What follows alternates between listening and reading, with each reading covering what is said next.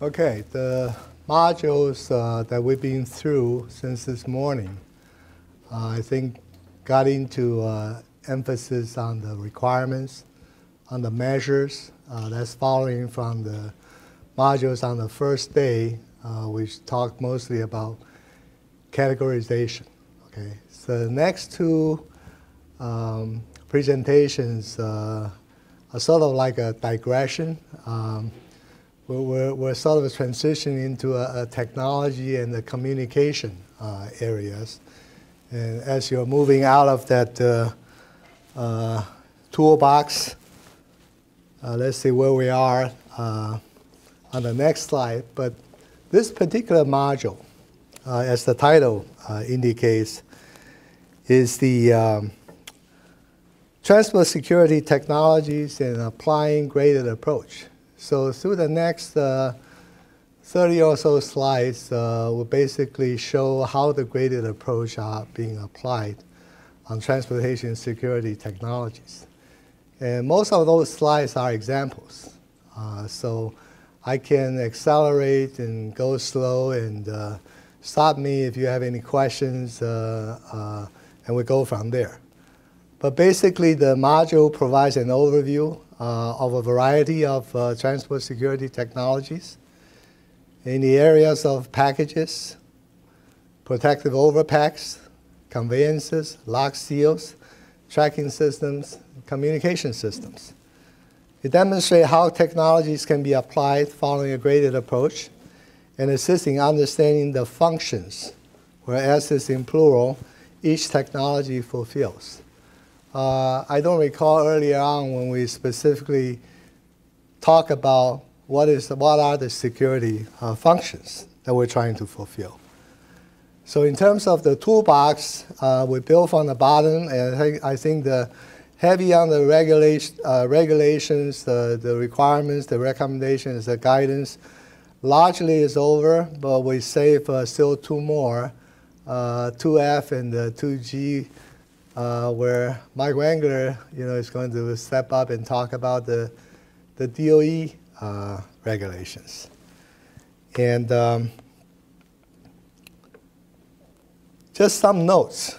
I think the role that technology plays, especially when it comes to transport security, are several. And when you begin to think seriously about the security, we found that the system really needs to incorporate many features to help enhance the security posture. So this module, as I said before, will provide examples and assist in understanding what those examples, the security functions, advantages, disadvantages of the technologies, and give you some insights about evaluating, selecting technologies that satisfy the transport security plan requirements and provide a guide on implementing technologies into the security system. Now this, I think you saw the chart that shows the basically different phases. The delay, the detect, the response, and of course the first one is the deter. Those are the safety security functions that I alluded to earlier. But fundamentals in applying technology to transport security really needs to think about that the system needs to ensure that the technology used are, well, first appropriately designed. They use reliable and proven methodologies, consist of high quality, dependable equipment, they're capable of being well maintained, and accommodate the complete operating environment, operator friendly, and follow a graded approach. Different types of materials being transported. Again, we went through this. And a different source of regulatory requirements that have been demonstrated to require a graded approach. I mentioned earlier on is the defense in depth, graded approach. Utilize different terminologies for different levels of measures to be applied. Now for this module, we come up with a generic method to illustrate the application of the technologies basically along four levels. First one is the prudent management practice, and this we call under the normal business practices. Then the next three levels are the low level of technology sophistication, moderate level of technology sophistication, and to high levels. And I don't know why the plot, is not a linear. You saw a change in slope, but basically on the horizontal axis, it gives you the four different levels that I just talked about. And then on the vertical axis is the increased level of technology sophistication. And that breaking slope occur somewhere in the middle of the low level, but that may be when Professor Probe was drawing up the curves. There's a change of slope in there. I don't know the reason. Okay, so you can save that question and ask us during the break. Now this is an interesting table that I do want to spend a little bit more time to talk about it, because it really ties back to what you have heard about earlier part of the course. And the examples chosen is, again, the table in the middle section says is the tracking requirements. And the materials, we went from category 2, quantity of concern, first row, to category 1, quantity of concern, to RAM, enhanced security level measures materials. That's abbreviated as ESLM. And on the top part of the table, the first two rows are NRC requirements. The third is the IAEA from NSS 9. I thought those are recommendations, not requirements.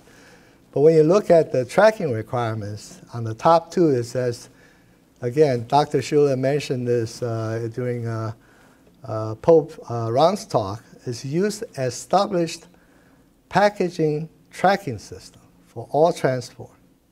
Right? It's the first row, NRC.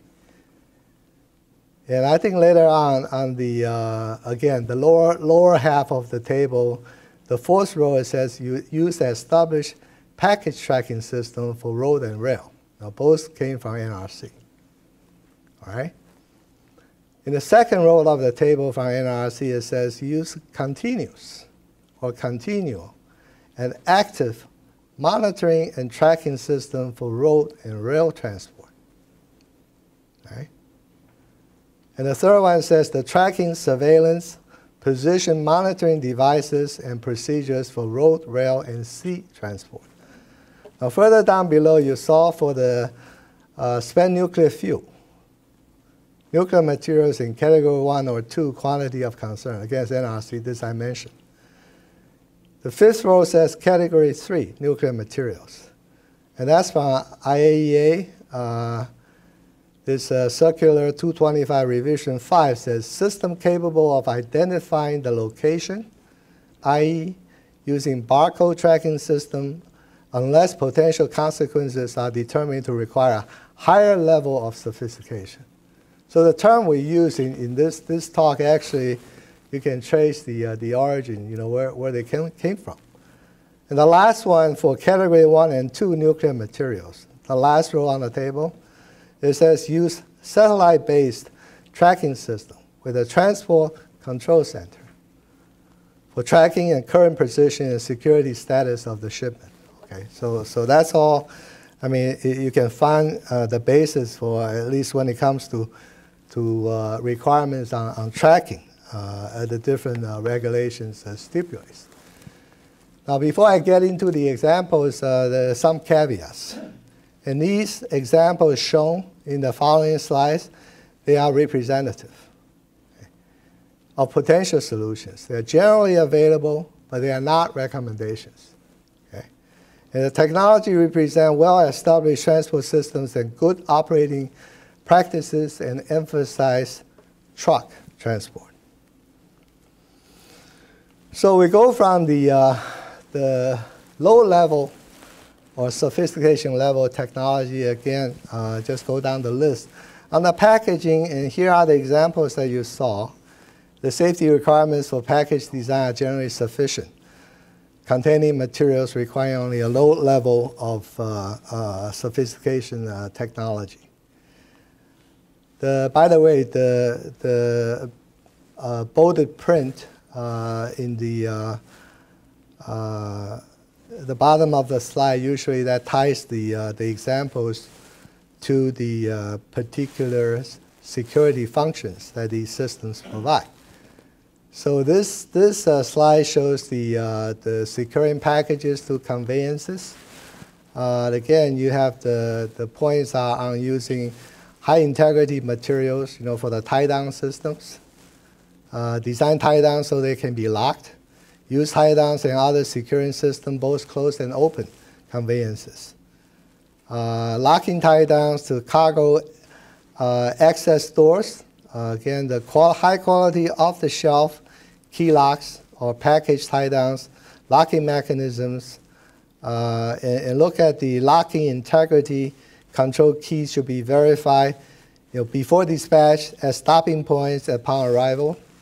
Again, all these proper tie-downs and locks enhance both deterrence and delay. TIDs, temper indicating devices, provides evidence of tempering. It's not possible to remove or replace or substitute without leaving evidence. I think that's a very important consideration. And all the TIDs should have a unique physical or electronic identifier. So if somebody figure out and try to put a phony one replace, should be robust. It could be either passive or active. And the use of seals and TIDs enhance detection. Now, it's interesting when it comes to the seals or TID device. You remember this famous quote, the absence of evidence is not an evidence of absence. When you think about that, it actually has a lot behind it. Cargo vehicle. Basic closed van with a cargo area that can be locked should be sufficient. And here we talk about, remove ignition keys and lock vehicle when not attended.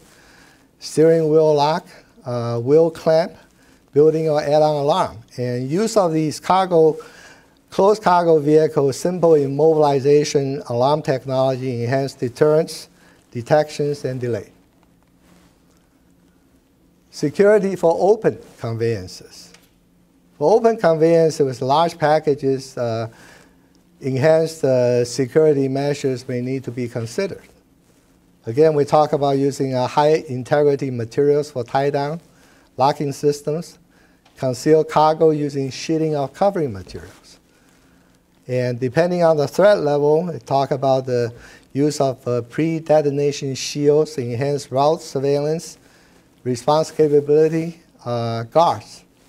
And again, these additional measures can enhance both deterrence and delay. Communications. Again, at a relatively low sophisticated level of technology, and these are everyday devices in use. I mean, all of us have been carrying cell phones. And use of basic communication technology can enhance detection, assessment, and response.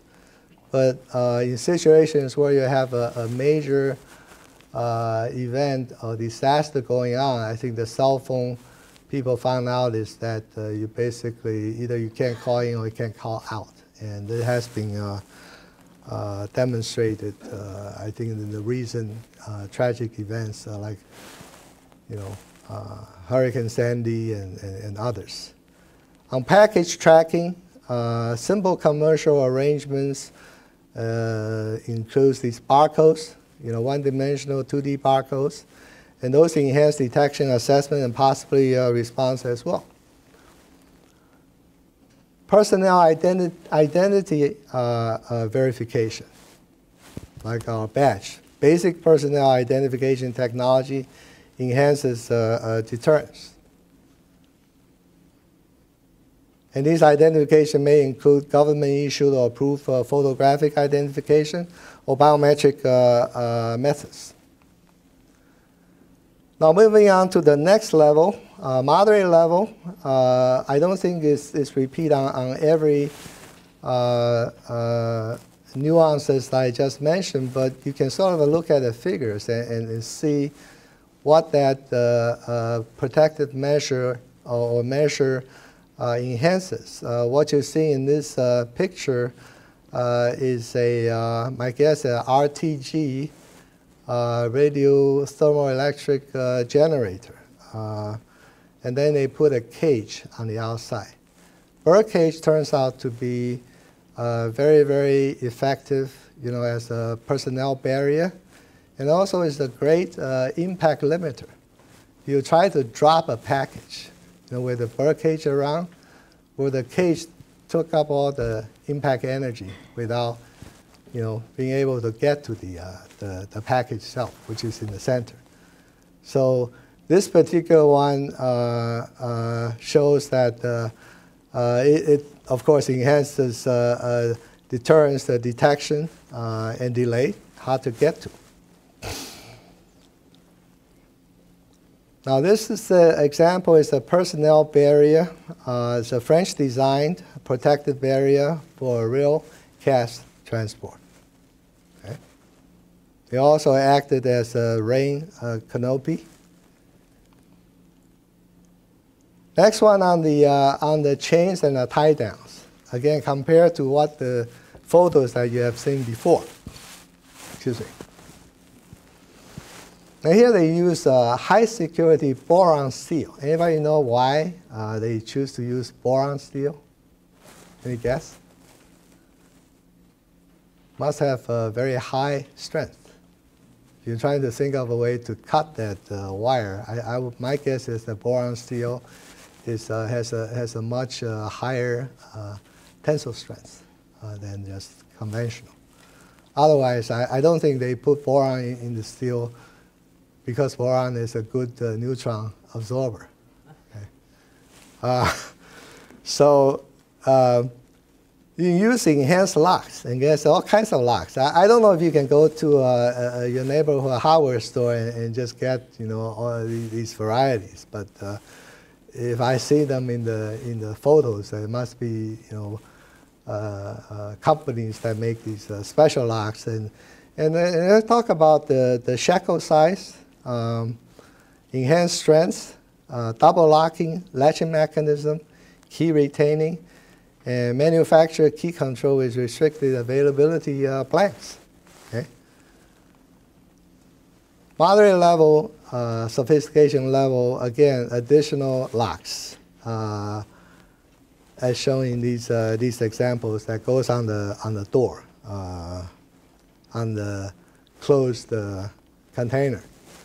And I mentioned about these locks as being either passive, or here's an example that shows electronic TID.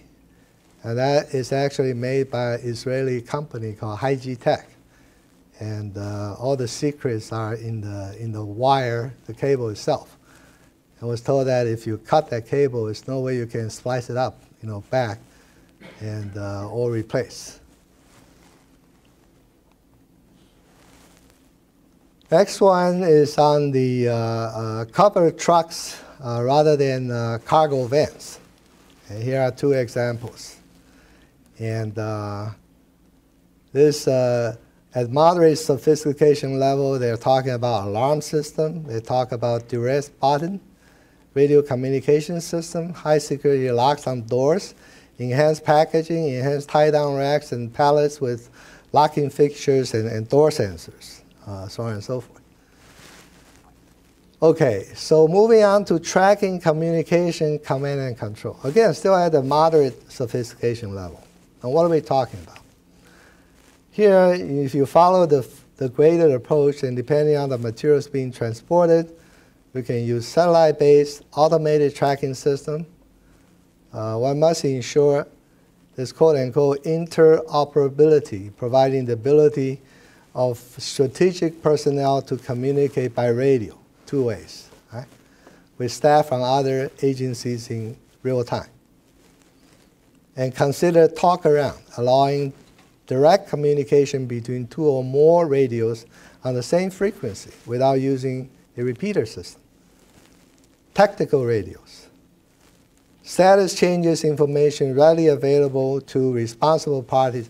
This is where I guess it points to why you need a transportation control center, because all that information, floating around is a central location that makes sure that everybody, that need to get the information, in fact, have them. Again, getting back on the personnel, carrier personnel identification, it says that in addition to carrying positive identification, could have an enhanced method for identification, such as basic biometric identification, in this case, fingerprints, okay, or iris, looking at the eyes. Enhanced feature in in-transit equipment and personnel. You saw the cargo truck with enhancement. On the right side is just the whole communication, command and control capabilities. One has the enhanced response force capabilities and escort vehicles. And these are in-transit technologies facilitate, again, deterrence, detection, assessment, delay, and response. So the whole gamut of the security functions are enhanced by adopting this level of technology. So moving to the highest level, or high level. I don't know what the high is, where do you stop? Now this example shows the TN, transnuclear Gemini package for carriage alpha waves in drums. I suppose that must be in Europe. And looking inside that truck, you saw the package, the tie downs, and then the left-hand side is the TN12 cask. This package are highly robust, hard to get to. On the personnel barrier for enhanced security features, again back to this birdcage design, but look at the ways that these birdcage have been secured. This, by the way, is a German design. Getting to the security boxes, and there's a box called STOP, and that is an abbreviation of a secure transportation overpack. It's a theft deterrent system. We actually saw one not that long ago when the folks brought the van carrying the stop box into a DC parking lot and show us. And I found it interesting that even the hinges on these boxes, I actually, what you see on the outside is what, it's not really the real hinges. So you can waste a lot of your time in trying to, get into the stop box and come through those hinges, and only to find out, no, that's not the one you're working on. So that definitely helps the delay, the adversary, the actions taken by the adversary. But the only problem with this is that it's limited to use only with radioactive materials that do not generate heat, right? You can make a stop box and contain the materials that generate heat, but somehow that heat, needs to be dissipated. Okay, now back to the retention system. And now we're talking about the TN12 cask, and look at the trunnions. Typical trunnion support used by the heavy cask, and how they were being tied down to the platform or to the rail car.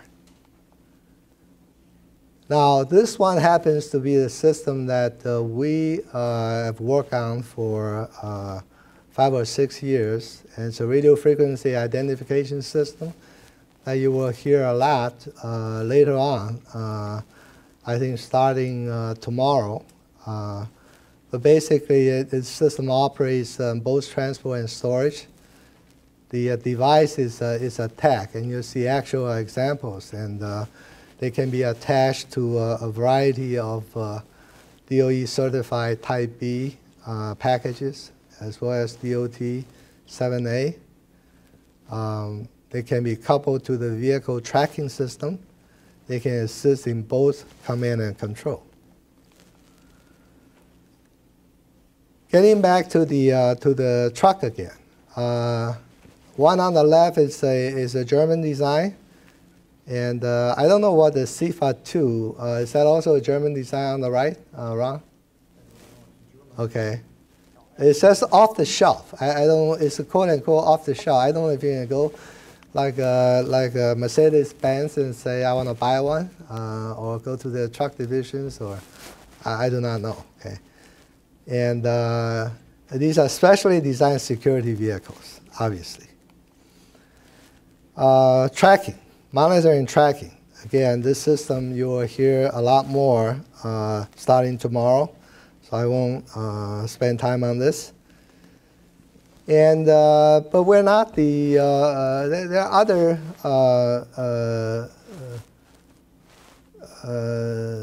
companies or labs or institutes, developing these systems. So command and control, I think without it, all this information needs to go somewhere. And here, this command and control system, those are the items that the system can provide, from remote monitoring, tracking, integrating communication among the transport vehicles, escorts, response forces, and decision makers. So then you begin to think all of this as who are the stakeholders, so who are involved in say, a transport of nuclear or other radioactive materials.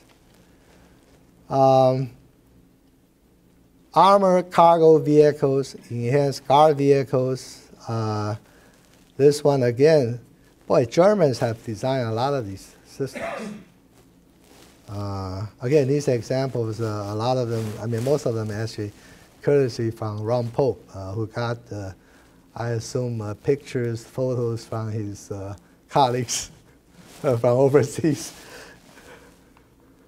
Okay, this I thought was an interesting one, because they used a different color shading to show you what is possible. And the black with printed words, again, it's all in your book, are for the moderate sophistication level, and you can go, say, counterclockwise from the upper left. You have the enhanced security package inside closed truck. You have the door sensor, security, high security locks, tie downs package, and I won't go around the full circle, okay? But just on the same path, look at what the red level, no, the green, I guess, is or green are the functions. So the red level is to take up one notch, right? So the red, then next to the black says you can do package/vehicle tracking system. And security functions, by doing that one notch above, is to enhance the detection, enhance your response capabilities. And you move down to next one and look at the special high security locks, right? The function there is deter and the delay. But if you take up a notch, you could have integrated communications for command and control, and then additional security functions that would provide, okay? So I think this is actually a pretty good illustration of a truck and what you can do with it. So in summary, again, it will go by the 4 security functions, and look under deterrence. And on the technology side, that includes enhanced packaging, tie downs, cargo vehicles, communications, properly equipped escorts and guards. So it'll go from low to high. When it comes to detection, right? As mostly you need the sensors and alarms. Sensors is to detect, because it's not possible for a person there to watch it continuously or even continually, because the time and motion. right? So these remote sensing capabilities and also automatic alarm capabilities are actually critical. Now, when you talk about sensors and alarms and on the detection side, what kind of detections are we talking about? One is the intrusion, right? Door sensors. And you talk about a balanced magnetic switch. Closed circuit camera. Okay? If you can get the images. And TIDs, which temporary indicating devices. So after detection is, somebody needs to know that a security breach has occurred. Right? So this alarms, notifications has to follow. And also, you will want the alarm to be instantaneous. You don't want to wait until minutes or even hours. Then it may be too late. So on the alarm side, you have the visual, you have the audible from the cargo vehicle, but you can also have silent alarms. Sometimes that's good, right? The responsiveness for the adversary doesn't know that their intrusive actions have been detected, and yet the response forces are already on their way. Okay? So that's what the remote alarm notification is. And of all these, communication is really the keys, whether it's silent or audible, but somehow you got to get the message. So oftentimes when we talk about two-way communications early on, it says that like I'm talking to you. Well, I look at the two-way communications from a remote monitoring system, it's actually very asymmetrical, right? I would, if I have a remote system and I want to know all my sensors are actually working, I would program, from the command center and say, hey, is everybody still there? And I'm supposed to get, say, 20 responses, but I'm only getting 19. So what happened to that missing one? That's a cost to investigate. That means something got stolen and you didn't even know. So that's an absence detection. Now, if you have armed sensors on your packages, on your vehicles, and there's an actual breach, as I mentioned earlier, those alarm notifications should be instant. I care very much on the response time. And in fact, you will see this in the demo on Thursday, and hopefully during the bus ride. Okay, so this two-way communication is very actually asymmetrical. Instant alarm notifications, but I want to program, my interrogation system to go out there in a high-threat environment, maybe every, 5 seconds. Are you still there? Okay. But in a high-security environment, I don't need to do that. I may do it like 4 times a day, 6 hours each. Every 6 hours, I send a signal out. I say, are you all there? And you're supposed to respond back to within a certain time frame that, yes, I'm still here. Everything is safe and sound. Okay? So there's a lot of, I think, consideration that comes into these detection side. Delay. This, for inhibiting access to and removal of the material access, inhibiting package of vehicle movement, and these include like the ones that I mentioned before, from relatively low sophistication to high, go from locks, tie-downs, packages, and all the way up to armor. And finally, on the response, and tracking communication, command and control, communication, adequate recovery, or coverage by response forces. And maybe this is a good lead-in to the next talk by Chris Kramer. A lot of these, when you start thinking about how many actors are involved in this, then you realize that this what we call the integrated emergency planning, integrated emergency planning and preparedness is really something you do regularly. I mean, your response capability, basically depends on the training and experience. And I think one of our speakers tomorrow is that otherwise it's like playing what? Pickup basketball rather than well orchestrated, integrated exercise. Okay, I'm done. Any questions that you want to ask? Okay, if not, Chris, your turn.